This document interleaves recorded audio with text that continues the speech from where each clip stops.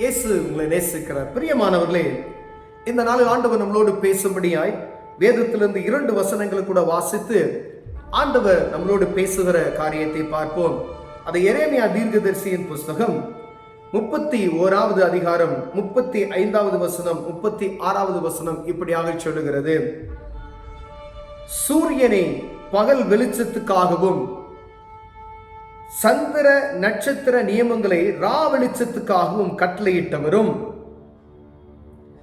அலைகள் கொந்தளிக்கத்தக்கதாக சமுத்திரத்தை குலுக்குகிறவரும், சேனைகள் கர்த்தர் என்னும் நாம உள்ளவருமாகிய கர்த்தர் சொல்லுகிறதாவது. முதல்ல ஆண்டவருடைய வார்த்தையை பாருங்களேன். சூரியனை பகல்ல வெளிச்சம் எப்படின்னா, சூரியனை இருண்டு போக செஞ்சா எப்படி இருக்கும் பார்த்துங்க. அதை உருவாக்கினவர். இரவுல நட்சத்திரங்கள் சந்திரன்களை இரவு வெளிச்சத்துக்காக உருவாக்கினவரும், கடல்ல அலை உண்டாகுது பார்த்தீங்களா, அதை குலுக்குகிறவருமாகிய சேனைகளின் கர்த்தர் சொல்லுகிறதாவது. இந்த நியமங்கள், இந்த இரவு பகல் என்கின்ற காரியங்கள், இரவுல நடக்கக்கூடிய வெளிச்சங்கள், பகல்ல உதிக்கக்கூடிய சூரியன்கள், கடல்ல கொந்தளிக்கக்கூடிய அலைகள், இப்படிப்பட்ட இந்த நியமங்கள்லாம் இல்லாதபடிக்கு ஒளிந்து போனால் அது ஒளிந்து போகுமா? ஒளிந்து போகாது. அப்படி ஒரு நிலைமை என்னைக்கு உருவானா, தேசம் முழுவதும் உலகம் முழுவதும் அழிக்கப்படுமையானால் இவை முற்றிலும் அழிந்து போய்விடும். அப்பொழுது இஸ்ரவேல் சந்ததியும் எனக்கு முன்பாக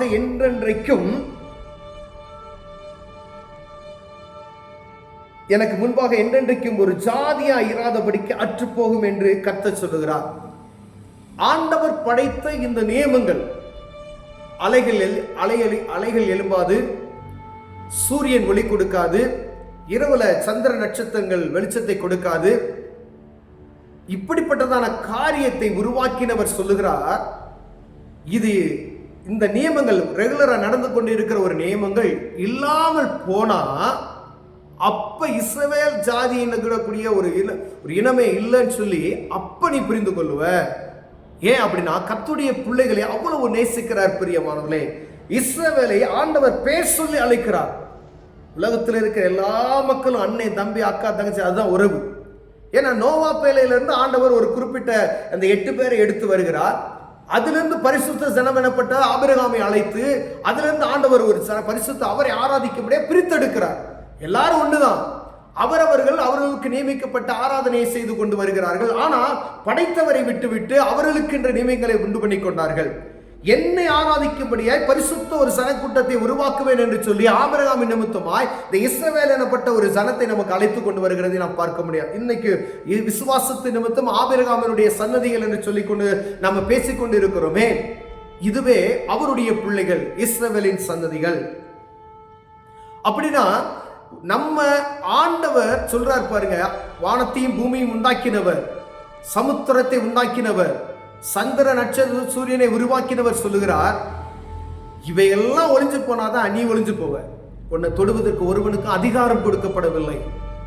அப்போ ஆண்டவருடைய பிள்ளைகள் மீது எவ்வளவு அவர் நேசம் உள்ளவர், அவரை யாரும் தொட முடியாது அப்படின்னு சொல்றார். ஆனா ஏன் அப்படி எப்படி இருக்கும் பொழுது இப்ப செய்ய முடியாது அப்படின்னா, கர்த்தருடைய வார்த்தைக்கு நீ செவி கொடுத்து வேத நியாய பிரமாணங்கள் இப்படி நடந்தால் உன்னை ஒருவனும் தொட முடியாது.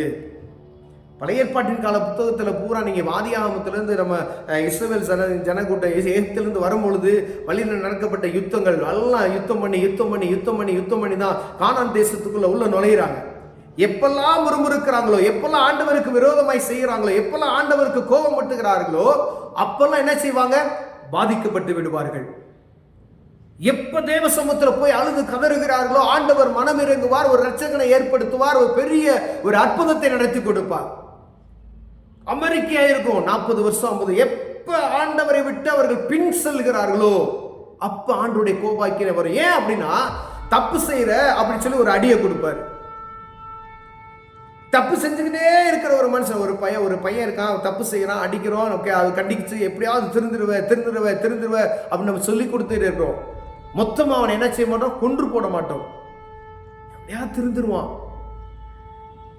உலக பிரகமா இருக்கக்கூடிய மனுஷனாகிய நமக்கு இவ்வளவு அக்கறை இருக்குமே ஆனால், வானத்தையும் பூமியை படைத்த தெய்வம் அவர் சொந்த குமாரனை அனுப்பி நம்ம செஞ்ச பாவத்துக்கு அவர் ரத்தம் சிந்த வைத்தார். எவ்வளவு மேன்மை பாருங்களேன். ஜனம் எனக்காக இருக்காங்கப்பா, நான் உருவாக்கின ஜனம். தன் குமாரனை அனுப்பி அவரே ஜீவ பலியாக ஒப்பு கொடுக்கிறார்.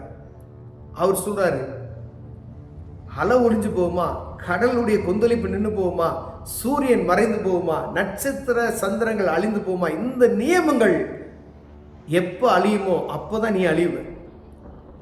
அப்ப நீ அழிவ. இது இந்த நியமங்கள் இல்லாமல் போனா இந்த இஸ்ரவேல் ஜாதி என்கிற ஒரு இனம் இல்லாம போயிடும் அப்படின்னு சொல்லுகிறார்.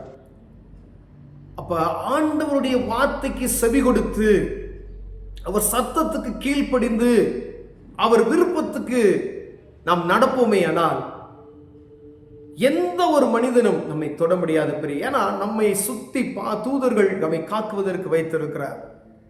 அதை ருசித்து பாருங்க. தேவ சமூகத்தில் இன்பமாய் அப்படிப்பட்டதான காரியத்தை நீங்கள் ருசிப்பீர்களானால், உங்களுக்கு ஒரு துன்பம் வரும்போது ஆண்டவர் உங்களை காக்கிற அந்த காரியத்தை நீங்கள் அனுபவிப்பீர்களானால் அவர் எப்படிப்பட்டவர் என்பதை நீங்கள் புரிந்து கொள்ள முடியும். அதற்கு நான் எப்படி வேணாலும் வாழ்ந்துட்டு நான் போய் ஜெபம் பண்ணதும் ஆண்டவர் அற்புதம் செய்வார் அப்படின்னு சொல்ல முடியாது. அவருக்கு கொடுக்க வேண்டிய கனத்தை, அவருக்கு கொடுக்க வேண்டிய நேரத்தை சரியாய் நீங்க கொடுத்து தேவ சமூகத்தில் அமர்ந்து ஜெபித்து பரிசுத்தமாய் வாழ்வீர்களானால் அவர் உங்களை காக்க வல்லமையுள்ளவராய் இருக்கிறார். பிரியமானவர்களே, ஒருவேளை இதுல நம்ம குறைச்சல் உள்ளவர்களாய் காணப்பட்டோமானால் ஆண்டவர் நம்மளை நேசிக்கிறார். அதனாலதான் என்ன சொல்ல, ஒருவன் உன்னை தொட முடியாதையா, சந்திரன் சூரியன்லாம் போச்சுன்னா அப்போதான் நீ ஒளிஞ்சு போவ. எவ்வளவு ஒரு மேன்மையான வாக்கு தத்துவம் பார்த்தீங்களா. இது சாதாரணமா இதை சொல்லிடுறான். இந்த வாக்கு தத்துவம் உலக மக்கள், உலகத்தில் இருக்கக்கூடிய யாருக்கும் அப்படி கொடுக்கப்படுகல. இஸ்ரவேல் எனப்பட்ட பிரித்தெடுக்கப்பட்ட அந்த ஆசாரியர் கூட்டம், பரிசுத்த கூட்டம் என்று சொல்லப்படுகிற, ஆண்டவருக்காய் வைராக்கியமாய் நிற்கிற, அவரே ஆராதிக்கிற, அவருக்கே மேன்மை உண்டாக்குற அந்த ஜனத்தை பார்த்து சொல்லுகிறார், சூரியனும் சந்திரனும் இல்லாமல் போனால் மாத்திரமே நீ அழிந்து போவாய் என்று சொல்லுகிறார். இல்லைன்னா ஒருவனும் உன்னை தொட முடியாது என்று ஆண்டவர் சொல்லுகிறார். பெரியவனை கண்களை மூடுவோம், ஜெபம் செய்வோம். அன்பின் தகப்பனே, ஆண்டவரே, கர்த்தர் எங்களுக்கு ஒரு பெரிய வாக்கு தத்தத்தை கொடுத்திருக்கிறீங்க. வாக்கு தத்தத்தை நாங்கள் சுதந்திரித்துக் கொள்வதற்கு உம்முடைய பிள்ளைகளாய் நடக்கிற இருதயத்தை எங்களுக்கு தாங்க ஆண்டவரே. அதற்கு இந்த வேதத்தை வாசிக்கணும், ஜெபிக்கணும், கிருபை பாராட்டுங்க. இயேசுவின் நாமத்தில் பிதாவே, ஆமென்.